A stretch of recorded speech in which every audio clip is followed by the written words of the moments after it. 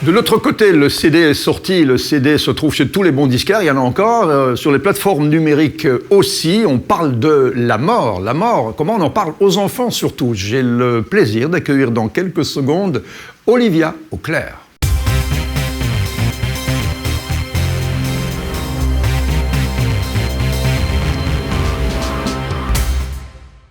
Ravi de te retrouver, Olivia Auclair. De l'autre côté, c'est un CD, c'est un spectacle. De l'autre côté, parle de la mort. La mort, on l'a un petit peu connue. Ça fait quelques mois que tout est mort, Olivia. Donc, je ne sais pas si ça a un petit peu impacté ta vie. Si parce que tu as pensé à autre chose, est-ce que le Covid a fait changer ton idée de la mort? Puisque on va parler de la mort. De la mort, oui. Mais de la mort, nous, en tant qu'adultes, on peut en parler tant qu'on veut. On en rigole, on la connaît, on la maîtrise, on n'en a pas peur. Ton spectacle, c'est pour en parler aux enfants. Oui, eh bien très bizarrement, la mort, tu dis que les adultes on en rigole, mais j'ai l'impression qu'on en rit moins qu'avec les enfants. Les enfants ont une vision de la mort beaucoup plus philosophique, beaucoup plus tendre et poétique qu'on imagine. Je les ai interrogés pour écrire ce spectacle et ce CD. Et je sens que le malaise vient plutôt des adultes pour parler de la mort aux enfants. Quand on s'adresse aux enfants, je dirais entre nous comme ça, oui on peut déconner, mais quand on discute avec les enfants, je me rends compte que les parents, par exemple, sont un peu réticents. Oh là, mais qu'est-ce qu'on peut dire aux enfants? Moi, j'ai pas du tout envie d'aborder ce sujet-là. Alors que, par contre, ils savent que ça fait partie de la vie, ils ont une espèce de détente par rapport à ça, assez surprenante. Est-ce que tu penses que les enfants ressentent la mort instinctivement au départ, d'une façon animale, et après ils la pensent d'une façon philosophique? Comment est-ce qu'un enfant, tu as peut-être parlé à des enfants tout petits, comment est-ce qu'ils ressentent la mort? Ils la comprennent peut-être pas vraiment. Je pense qu'ils la comprennent pas, ou alors s'ils en parlent, ils l'ont vécu par des petites morts, comme ça peut être un hamster, ça peut être un grand-parent, ça peut être un parent. Ça vit longtemps, un hamster Je voudrais leur demander à quelle heure as-tu perdu? À quel âge ton hamster Oui, non, mais c'est plutôt, voilà, j'ai aimé un hamster, j'ai aimé un lapin. Un poisson rouge. Un poisson rouge, il est décédé, on l'a enterré ou pas. Enfin, il y a le processus du rituel aussi qui est très important pour eux. Est-ce qu'ils sont, je crois pas qu'ils soient conscients de la mort comme ça en disant voilà, la mort elle existe. Je crois qu'aussi c'est par rapport à ce qu'ils reçoivent, de ce qu'on leur donne en tant qu'adultes. Les apprentissages de la vie, tout simplement. Mais ils ont en tout cas... je pense qu'ils ont une approche beaucoup plus... peut-être que ça leur fait moins mal, et je ne crois pas, non, parce qu'il y a des enfants qui ont perdu leurs parents dans ceux que j'ai interrogés. Et tu es en train de réfléchir en parlant. Oui, je réfléchis, on dirait parce que tu n'as pas réfléchi avant de le faire. D'ailleurs, comment tu es arrivé à ce spectacle, à ce CD de l'autre côté?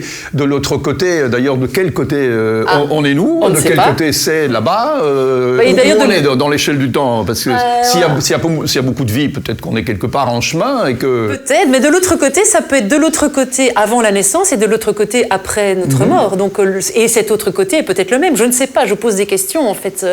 Et les enfants rigolent quand ils entendent ton spectacle? Oui, parce qu'on y a mis de l'humour justement. Ouais. Parce que comme c'est marrant, parce que la pluie arrive quand on parle de ça, alors que voilà. C'est génial. Il y a des images dans mon spectacle qui parlent de... Après, je ne sais pas si on va entendre la pluie.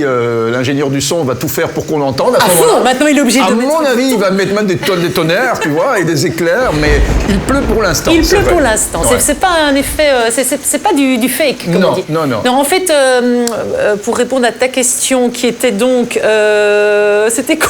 Alors, oui, est-ce qu'on rigole? Oui. Oui, est-ce qu'on rigole? Eh bien oui, on rigole parce qu'on y a mis de l'humour, parce que comme c'est un sujet très délicat, on est parti de l'idée que il faut amener quelque chose pour avoir une soupape. Parce que comme on est dans une pression, parler du deuil d'une petite fille qui perd sa maman, c'est pas évident. Et donc là-dessus, on a fait intervenir le personnage de la mort que j'interprète aussi. Et ce personnage est assez rigolote parce que c'est la mort qui vient dire, en fait, moi j'aimerais bien arrêter ce boulot, je fais mal à tout le monde, en même temps qui va faire le boulot à ma place, et puis en même temps j'en ai marre, j'ai jamais la paix, il y a toujours quelqu'un qui meurt. Un poisson, un hamster, un être humain, une feuille. Il n'y a pas de chômage, là. Il n'y a pas de chômage, elle n'a jamais la paix, surtout jamais. Elle offre le repos éternel, on lui dit jamais merci, mademoiselle, elle en a marre. Et donc, en fait, il y a déjà à travers ce personnage-là, il y a moyen de rigoler.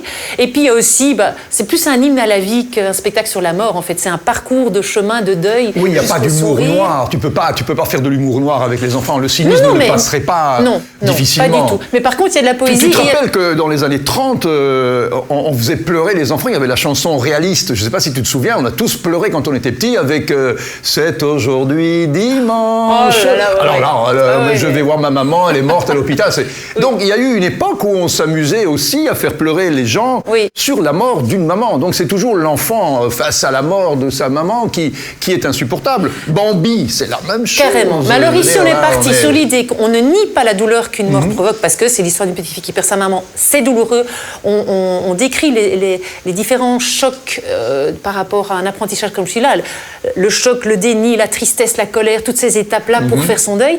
Mais on va jusqu'à dire la vie est belle. En fait, on est parti surtout sur la vie est belle. Et en fait, si jamais tu veux pas mourir, t'as qu'une chose à faire, c'est ne pas naître. Mais si tu n'es pas, tu passes à côté de plein de choses. Tu goûteras pas le chocolat, tu verras pas un coucher de soleil, tu boiras pas du vin, tu pourras pas sentir le vent d'été, caresser un cheval. Ah, tu veux déjà les droguer dès le départ, hein? Je les drogue dès le départ. Le vin, non, les... Le vin, c'est un petit clin d'œil pour les parents. Ouais, mais d'ailleurs, c'est ouvrir une bonne bouteille, j'ai pas dit de quoi, je sais pas ce qu'il y a dedans. Non. Mais donc, je joue le petit spermatozoïde qui vient rencontrer l'ovule et qui dit, bah, allez, j'ai gagné la course, maintenant on va faire on va mettre... Tu joues le spermatozoïde? Oui, aussi. Et l'ovule. Il fait comment, le spermatozoïde? Ah, il a gagné la course, j'ai les oreilles décollées, il gagne la course, il a avec un capuchon rouge, et il est en train de dire, ben voilà, j'ai gagné la course, c'est génial, je vais rencontrer l'ovule, il fait toc toc toc, madame ovule, et puis l'ovule dit, bah non, attends, moi j'ai pas envie de mourir, donc je préfère ne pas naître. Et il lui fait, ah mais non, faut pas rater tout ça, sentir le vent d'été, et toutes ces choses-là sont positives.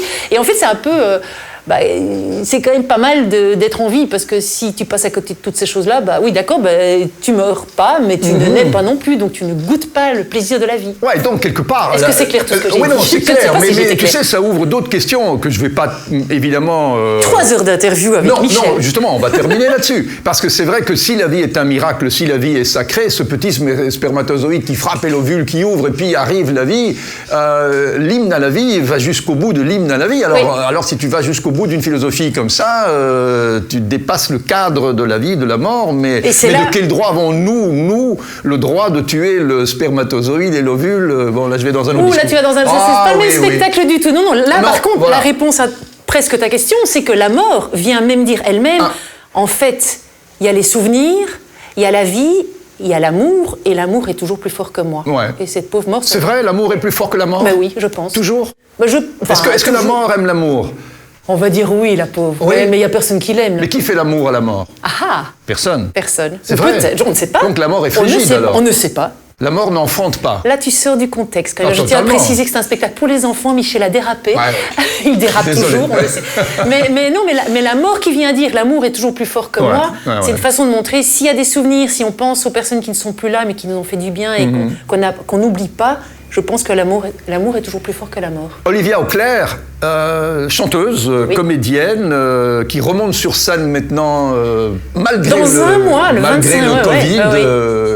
Il y a une attente. Il y a une attente. La dernière fois que j'ai joué, c'était au mois de février. Et là, la prochaine, c'est au mois d'octobre. Enfin, je t'interromps parce que j'ai très envie de dire que j'ai envie de jouer, que ça me manque vivement le 25 octobre. Tu es en transe, là, quelque part. Oui, c'est génial. Oui, en attendant, il y a le CD. Olivia Auclair, le CD, le spectacle, un personnage aussi. Olivia, moi je suis très content que tu sois venue nous dire bonjour. Le CD est sorti. De l'autre côté, le plus longtemps, le plus loin possible, malgré tout, parce que quand on aime la vie, on se dit que, pourquoi pas, faire un long chemin. Long, court, du moment qu'il soit beau. Oui, beau et long alors. Beau et long. La qualité est essentielle. Comme ça, pour ceux qui ont un temps réduit, je fais un petit clin d'œil pour la qualité. À bientôt, Olivia. À bientôt, merci beaucoup. Ciao. Ciao. Merci d'avoir regardé cette vidéo. Et n'oubliez pas le pouce bleu pour nous encourager. Abonnez-vous à la chaîne. N'oubliez pas d'activer la clochette pour être notifié lors des prochaines vidéos, les commentaires et surtout, regardez les autres vidéos tout de suite.